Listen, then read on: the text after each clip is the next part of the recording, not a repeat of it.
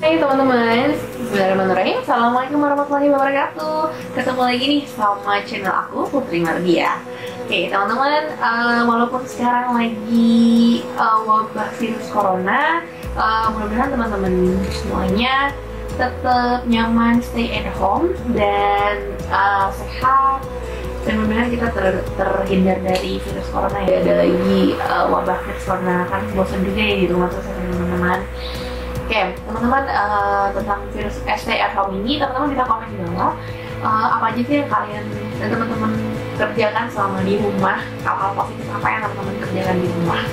Oke, nah untuk video kali ini Putri akan sharing-sharing lagi nih teman-teman tentang apa ya?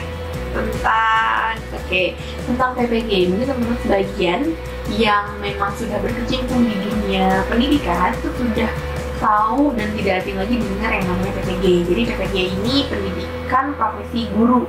Nah, buat teman-teman yang belum pernah dengar, jadi itu artinya PPG adalah pendidikan profesi guru. Nah, kenapa sih Putri tertarik banget buat ngangkat konten tentang PPG ini?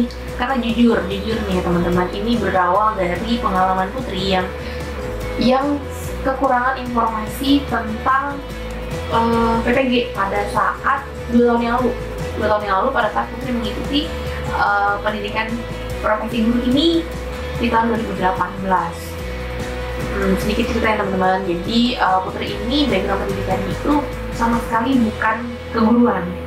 Jadi Putri itu jurusan pariwisata, titelnya bukan STD, terus pengalaman kerjanya tidak pernah jadi guru sama sekali. Pengalaman kerjanya dulu di industri, di bidang mais dan juga F&B. Pada saat itu sempat kerja selama hampir 4 tahun. Balik ke Pontianak, bingung ngapain ya gitu kan. Ngechat sama guru Putri waktu SMK, namanya Musahiro. Beliau juga sekarang jadi partner kerja juga sekarang, Masya Allah. Nah, beliau bilang, Putri mau bantu ibu nggak untuk jadi guru? Jadi Putri waktu itu minta nanyain, Bu, ada info pekerjaan nggak di Pontianak untuk Putri gitu. Nah, Putri kayaknya akan stay di Pontianak. Terus dia bilang, Putri mau bantu ibu nggak jadi guru? Bantu ibu dong jadi guru, tapi sih kurang banget guru katanya gitu. Boleh Bu, emang ada apa? Saya pikir ibu mau nawarin saya buat jadi guru, ternyata mau beri Putri info tentang ada beasiswa PPG namanya PPG, bukan beasiswa sih bilangnya itu PPG Prajabatan Bersubsidi. Jadi yang namakan bersubsidi itu kita dibiayain tapi tidak full beasiswa kayak gitu teman-teman. Nah, Putri pelajarin deh, ibu juga nggak begitu ini, tadi Putri pelajarin aja. Akhirnya saya pelajarin, baca cuma ada 2 halaman tentang apa itu PPG dan juga syarat-syaratnya, terus jurusannya. Udah, aduh nyari di mana ya? Aku pikir gitu kan, nyari di googling minim informasi, terus nyari di YouTube juga nggak ada sama sekali gitu kan, nanya ke orang-orang juga nggak tahu gitu. Akhirnya dengan pemahaman yang minim sekali terhadap PPG, akhirnya ya udah bismillah, aku udah alhamdulillah lolos teman-teman. Pas kalinya udah masuk, oh ternyata tuh PPG itu seperti ini.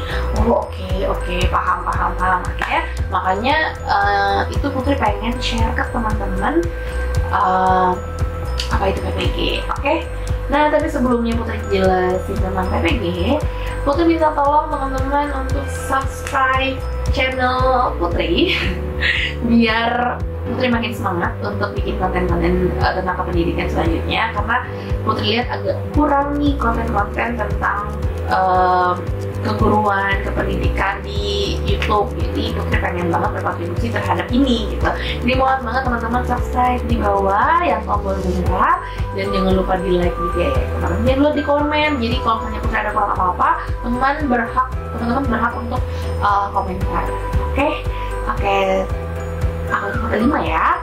5, 4, 3, 2, 1. Thank you teman-teman yang udah subscribe. Oke teman-teman, PPG. Nah, PPG itu apa sih? Gitu. Tadi udah Putri jelasin di awal. Jadi PPG itu pendidikan profesi guru. Nah, kenapa sih PPG gitu kan? PPG itu jadi di PPG itu di bawah Kemenristek-Dikti nih teman-teman, kalau teman-teman yang belum tahu. Nah, di sini PPG itu, jadi kenapa ada PPG? Ternyata PPG itu ada undang-undangnya, Undang-Undang Nomor 12 Tahun 2012, Pasal 17 Ayat 1. Nah, di sini kalau menurut undang-undang, PPG ini merupakan pendidikan tinggi setelah program sarjana. Nah, yang menyiapkan mahasiswa dalam pekerjaan yang memerlukan persyaratan keahlian khusus. Jadi cuma diperuntukkan untuk yang sudah lulus S1 ya teman-teman ya. Nah, ada lagi pengertian lain, yaitu pengertian program studi PPG. Nah, apa itu program studi PPG? Yaitu program pendidikan yang diselenggarakan untuk mempersiapkan lulusan S1 kependidikan maupun non-kependidikan yang memiliki bakat dan minat menjadi guru agar menguasai kompetensi guru sesuai dengan standar nasional pendidikan. Itu tujuan, itu pengertian dari PPG teman-teman. Nah, selanjutnya jadi PPG ini kalau kita baca di websitenya ya, jadi PPG ini kenapa ada, itu tujuannya untuk menjawab permasalahan-permasalahan yang ada di Indonesia, khususnya di dunia pendidikan teman-teman, pendidikan Indonesia teman-teman. Jadi yang pertama yaitu kekurangan jumlah guru, khususnya untuk di daerah 3T. Jadi daerah 3T itu maksudnya daerah-daerah terdepan, terpencil, dan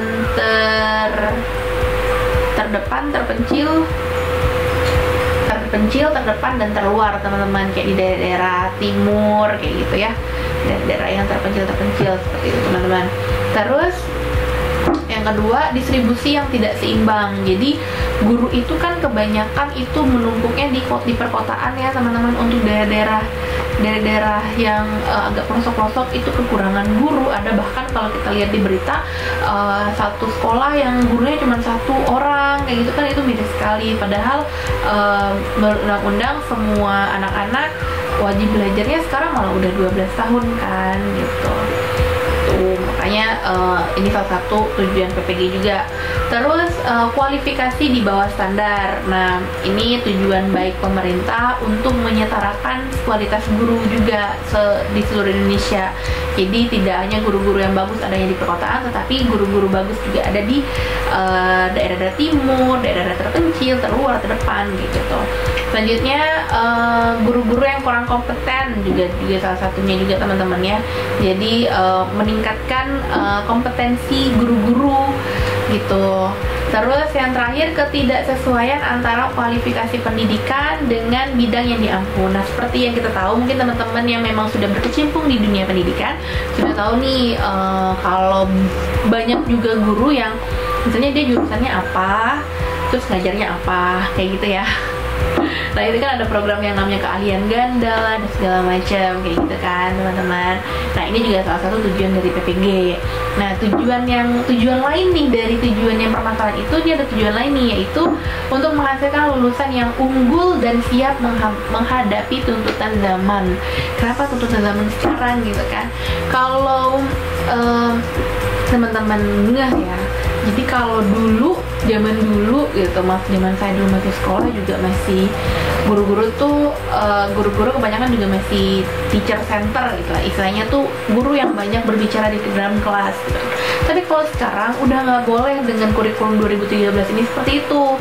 Jadi dirubah tuh teman-teman, dari yang teacher center menjadi student center, dimana guru hanya sebagai fasilitator siswa aja di dalam kelas. Jadi dia yang mengarahkan anak murid-muridnya untuk kritik, untuk berdiskusi, untuk membuat suatu karya dan segala macam gitu. Jadi guru soalnya kalau dibilang kayak pengertian misalnya seperti ini kan tidak seperti itu lagi gitu. Kalau dulu kan apa yang guru katakan itu yang benar kan, kalau sekarang tidak seperti itu teman-teman. Jadi banyak media yang murid-murid bisa ambil gitu. Nah, perannya guru ya adalah meluruskan apa-apa yang anak-anak ambil dari media-media yang lain kayak gitu.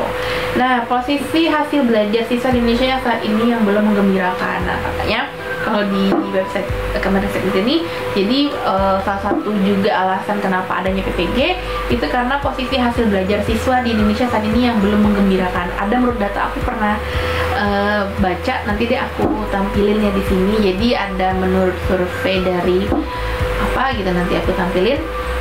Jadi tingkat posisi hasil belajar siswa di Indonesia itu peringkat 60 sekian gitu dibandingkan negara-negara lain. Jadi kalau kita ambil perkataan dari menteri kita sekarang, kalau nggak salah pernah ngomong gini kan, yang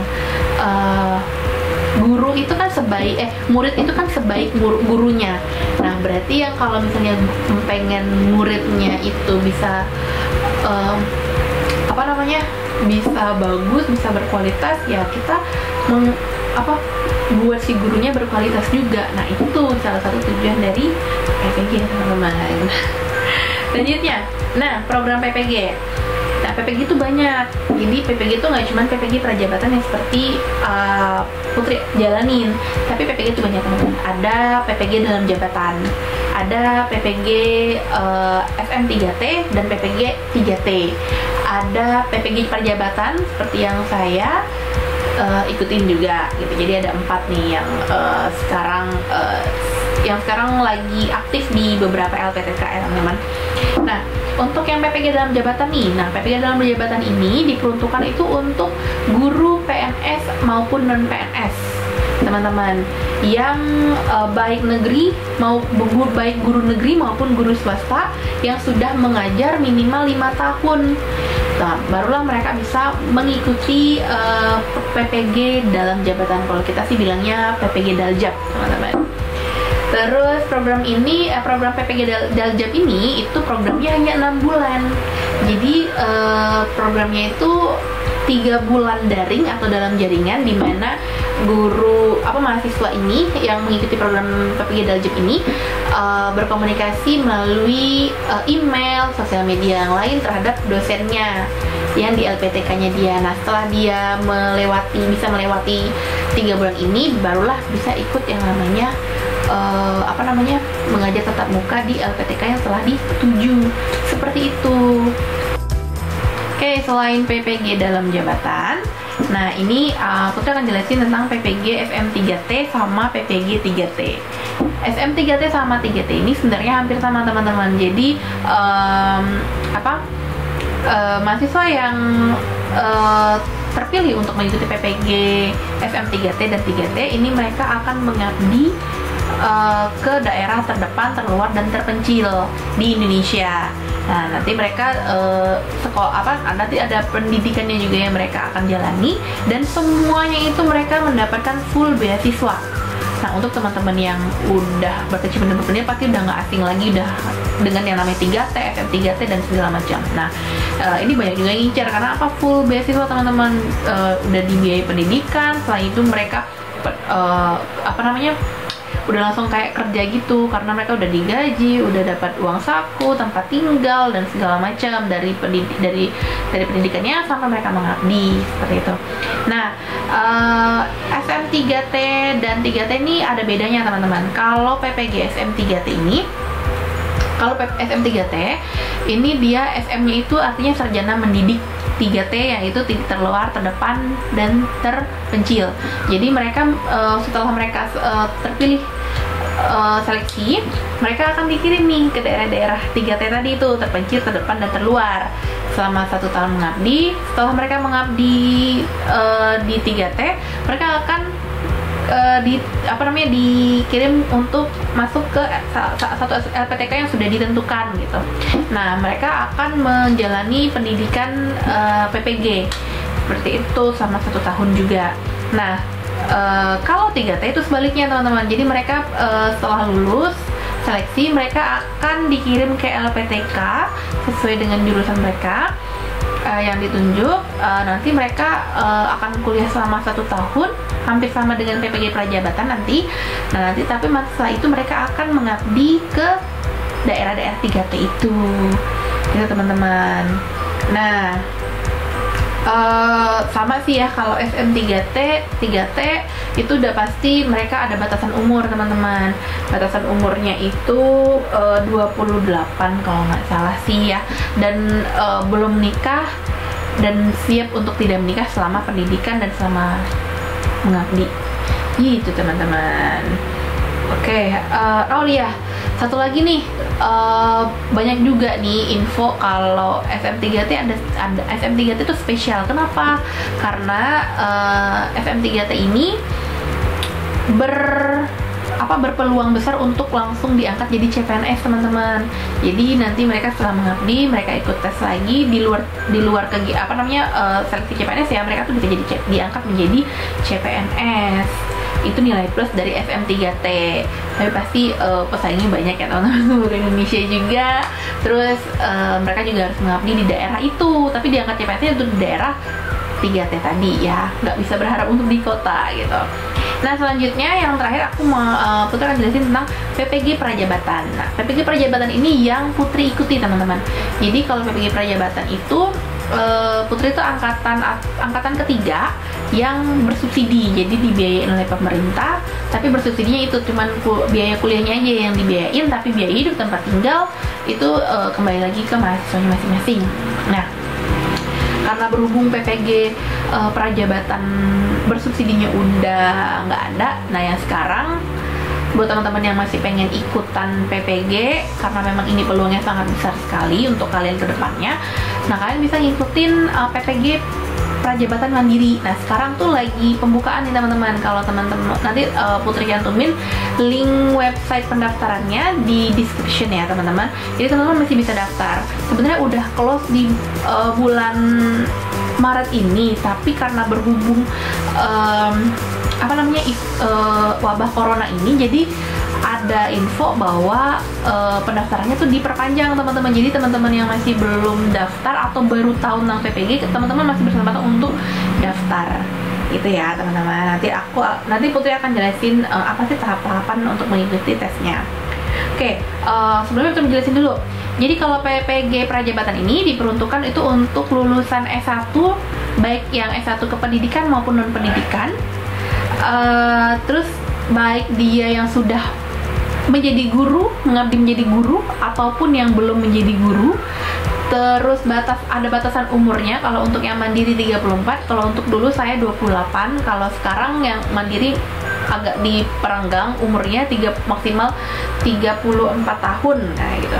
Pendidikannya selama 1 tahun teman-teman. Jadi 2 semester. Semester pertama itu kita mempelajari tentang kompetensi bidang kita.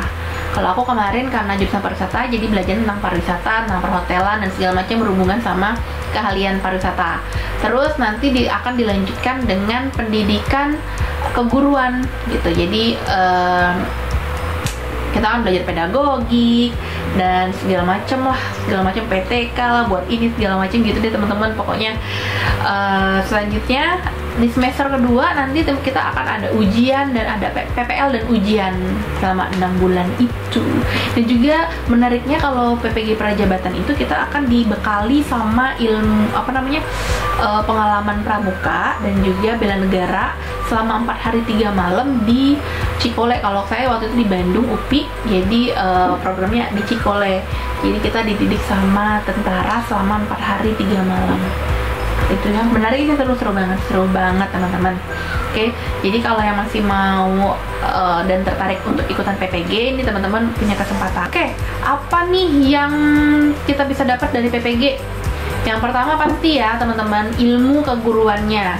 Buat teman-teman yang udah memang basic S1 kependidikan, ya ilmunya akan bertambah tentang dunia pendidikan, tentang pedagogik dan segala macamnya.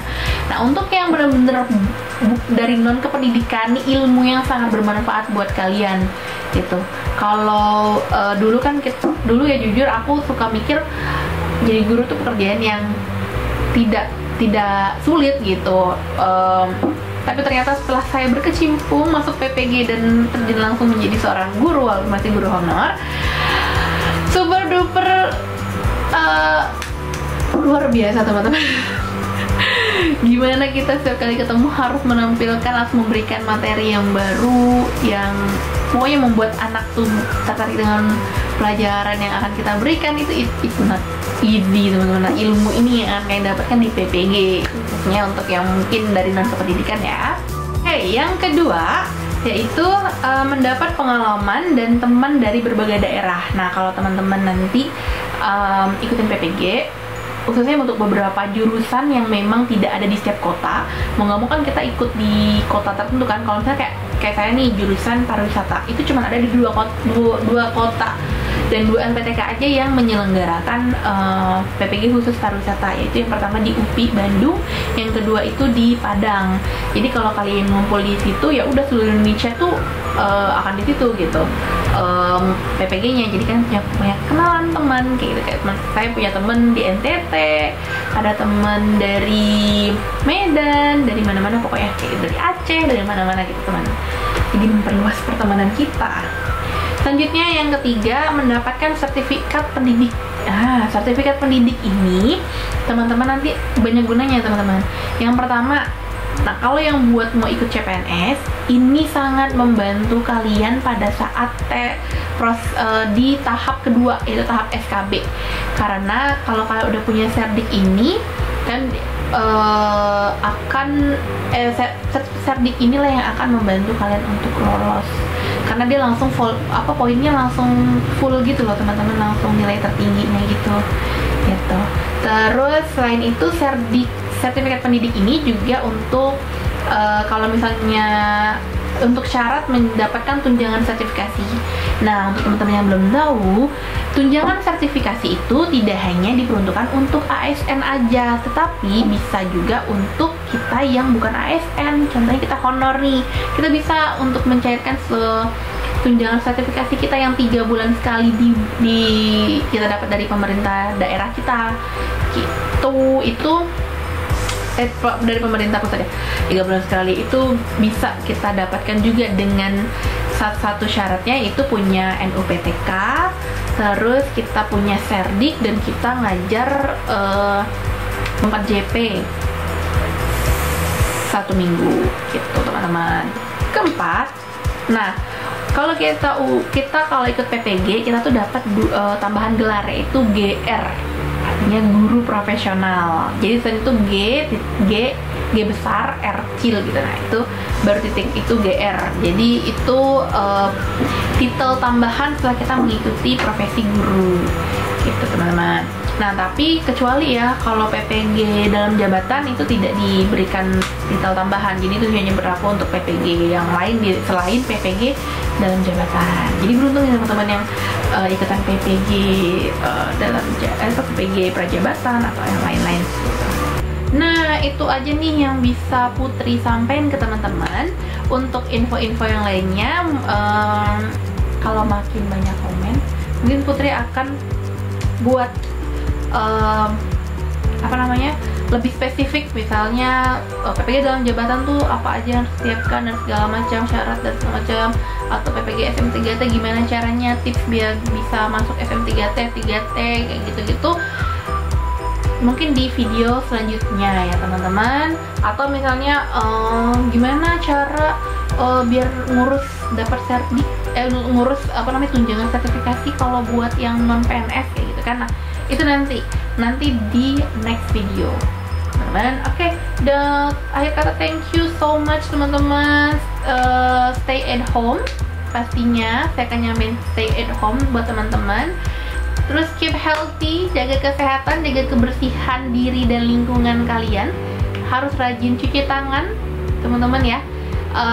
Terus jangan lupa gunakan masker, tapi pastikan penggunaan masker ini didahului dulu untuk mereka yang memang sakit gitu. Terima kasih buat teman-teman yang udah nonton, dan jangan lupa subscribe dan nonton di channel-channel aku berikutnya. Wassalamualaikum warahmatullahi wabarakatuh.